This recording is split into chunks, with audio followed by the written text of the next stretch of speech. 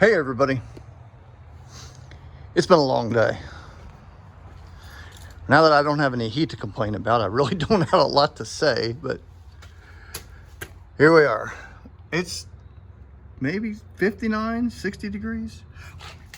Humidity is 58%, and it's 5:30. Now yesterday, going back to my vent, I think I said something to the likes of, the best I can do is the best I can do. Well, I sat down at my computer last night and realized I can do better because I found the exact pictures that I needed that just made things make perfect sense. So let's look at from right here.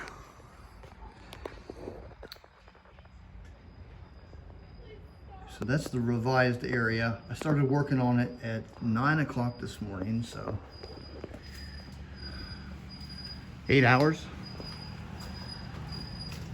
What I didn't do is, as I've explained, because that vent runs down there, it doesn't, the side of the flight deck doesn't go straight down. It angles out a hair, about 2.5 inches, and then goes straight down. I kind of got lost in myself back there because of the data was kind of inconclusive when I built it compared to now. So what I failed to do was continue that angle and then drop, and I just transitioned from angle drop to flat, thus losing my room for the ductwork. Something else that I noticed that really stood out was the flight engineers, I think this is the auxiliary instrument panel, so I don't know, this is like another panel. Anyways, I always assumed that that panel followed this line straight. It does not. It does what that one does, which is it comes out at this angle as such, and then it comes in straight, goes straight with the line of the airplane. So that right there clued me in immediately that I had enough room to have this panel out and still fit the D202 oxygen panel here. So once I realized that, I started looking at pictures and I was able to find my error. See, yesterday that would have gone straight down. And this was actually wrong. If we're looking on the inside, it starts off at 4 inches, and the old version dropped down to about 2 inches. So now I've gained the 2 inches. I've got 4 inches all the way across, which is what it is on the real aircraft. Now something that doesn't make a lot of sense is these are where they need to be. And I also realized that right here, actually, or it comes out like there, that's going to be a canopy tie down. So you'll have one of those nut thingamajiggies that I don't know what they're called, and it connects here, and then it will connect in with this longeron, just barely clearing this tube. This tube doesn't go straight either. It kind of goes like that. So I'm going to have to model that, just rebuild that tube. That's no big deal. Another thing that really got my attention, that really told me that I was off, was under the flight deck, right here, or the flight engineer station, right here is this big contraption called an engine synchronizer. And what that does is, I've explained in earlier videos, is the aircraft commander and the engineer have this thing called a master RPM gauge, which whatever that RPM is what all 6 reciprocating engines are doing. And they do it with that big device called the engine synchronizer. Because if you had the 6 engines or more than one engine turning at different RPMs, it would just drive everybody insane. So this is crazy. This is like exactly the way the real aircraft looks. Oh, I got a lot to talk about. If you can remember how that dropped straight down, and that angled piece, it went in behind this wall that runs all the way down to bulkhead 1.0, and which was completely incorrect. The duct has to stay on the outside of this wall. But back to the engine synchronizer. Its mount is 7 inches off the flight deck floor, and it comes in here like this. And that just really cued me into like the mastering of exactly what's going on in here. And I just got this insane boost of confidence and came out here last night and just tore all this away. Because it has to be perfect, you know. If I say that the best I can do, tell me I can do it for real. But let's go have a look on the inside. Oh, and I found out what this does.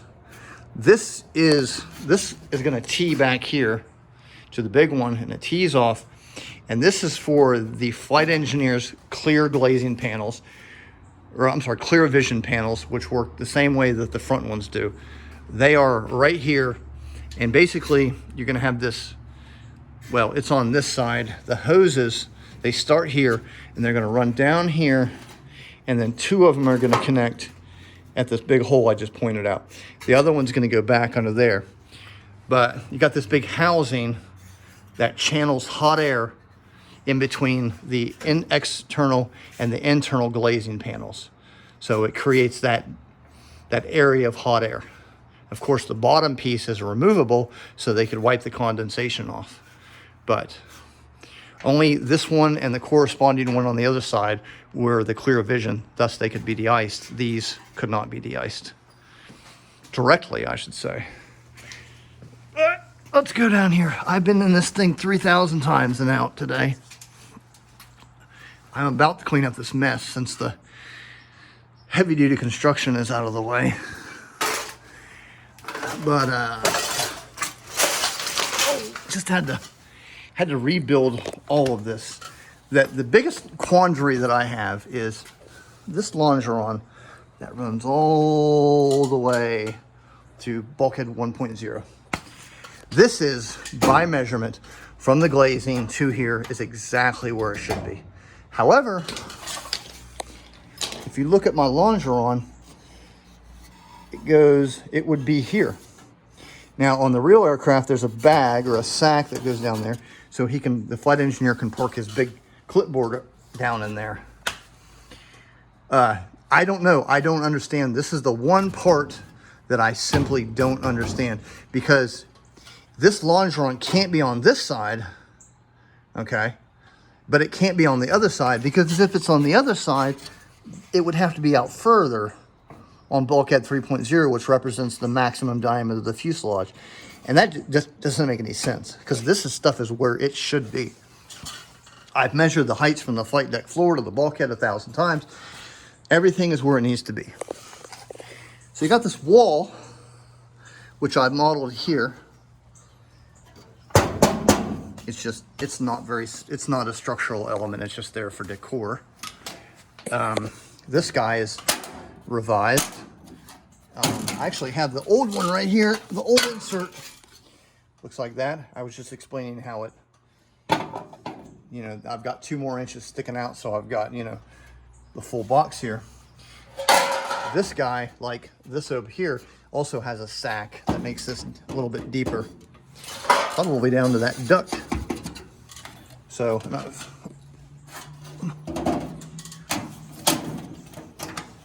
something I'm really looking forward to doing is that air duct that delivers hot air up to the Astrodome. This is actually some kind of a valve for it. I drilled that hole there a long time ago. I knew where it was here, and I knew it was in line. So I had to modify some stuff in here, make it differently than I did the first time around, because there's going to be an air duct that goes from here up to there, and from there up, and up. It's going to be fun to build, but we're going to build it. And this is some kind of a gate or a valve. And there's another valve down here too. Or maybe that's the only valve, because there's nothing there. There's a lot going on. I've modeled the wall because this is a solid wall. I love talking about this wall. So if you look in there, there's the wall. It needs some insulation. It would be nice if I could run the O2 lines, the oxygen lines, because there's one that runs down through the middle here. But that's money. I don't have any money. It's done. Now it's just, you know, I just got to do this, and I want to build that thing for the synchronizer to sit on, which I don't have an engine synchronizer. I probably never will, but I'm probably going to make one that looks convincing. I'm not going to spend a year on it, but I can go ahead and throw this up here. This thing is heavy. Oh my gosh. But it's going to go right back where it was. And it fits just fine. So, there she be.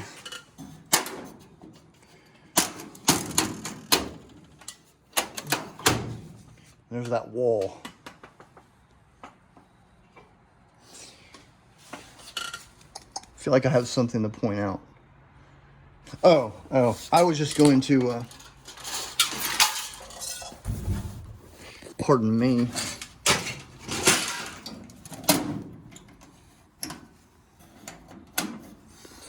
Just gonna pop that in there.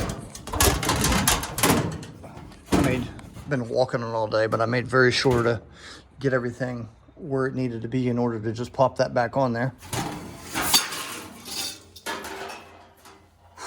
Okay, it's done.